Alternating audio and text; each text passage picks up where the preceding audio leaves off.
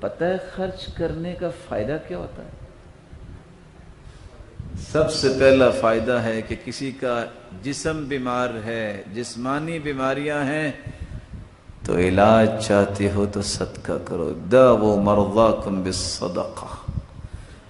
ساتھی بیان کرتا ہے ماں جو ہے وہ قومے میں گئی ہوئی ہے، آفس میں ہے، کال آئی کہ جلدی سے پہنچو ہاسپٹل، جلدی سے لاک کیا، گاڑی میں بیٹھنے لگا تو ایک ٹوٹی ٹانگ والی بلی کو دیکھا، جلدی سے ایک بقالے پہ گیا، وہاں سے دودھ لیا، بلی کو دودھ پلایا، وہاں گیا، اس خوف سے گیا کہ کال آئی، یہ لگتا ہے کہ ماں اللہ کے سپرد ہوگی، لیکن وہاں جب گیا تو کمرے میں ماں نہیں ہے۔ پوچھا جی ماں کدھر؟ کہتے ہیں وہ تو دوسرے کمرے میں نعش میں منتقل ہوگی۔ کہا وہ کیسے؟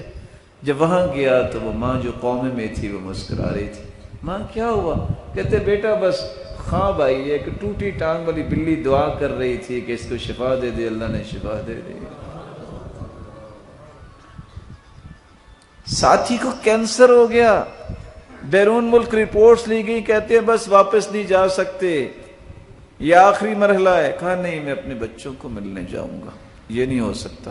واپس آیا، گزر رہا تھا گوشت والے کے پاس، دیکھا کہ ایک عورت بوڑھی اماں چند ٹکڑے اٹھا رہی ہے۔ پوچھا آپ کیا کر رہی ہو؟ میری ماں کہتی بیٹا سال کے بعد اپنے بچوں کو گوشت کھلاتی ہوں، سال گزر گیا ابھی تک گوشت نہیں کھلا سکی، تو کچھ ٹکڑے اکٹھے کر رہی ہوں شاید کوئی بات بن جائے۔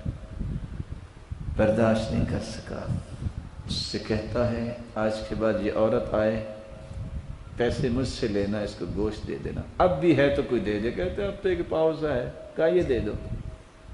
وہ دے کے واپس آیا، کچھ دن رہا، واپس جب پہنچا بیرون ملک، فاجروا له الفحوصات الطبیہ، جب اس کی رپورٹس میڈیکل کی گئیں تو واپس آ کے ڈاکٹر کہتے تم وہی ہو؟ کہتے جی وہی۔ کہتے کس ہاسپٹل میں رہے ہو؟ کہتے کسی بھی نہیں۔ دوبارہ کرواؤ، دوبارہ رپورٹیں کروائی، کہتے کینسر نام کی چیز ہی کو نہیں۔ جسمانی بیماریوں کا علاج اللہ نے صدقے میں رکھا ہے۔ اللہ عز و جلال آپ سب کو صحت والی زندگی دے۔ ہم نے ان آنکھوں سے دیکھا ہے ارض حجاز میں دوائی تو ہر بندہ ہی لیتا ہے، جب بھی کوئی مسئلہ بنے فٹ سے پہلے صدقہ کرتے ہیں، ہاسپٹل بعد میں جاتے ہیں۔ عادت بناؤ۔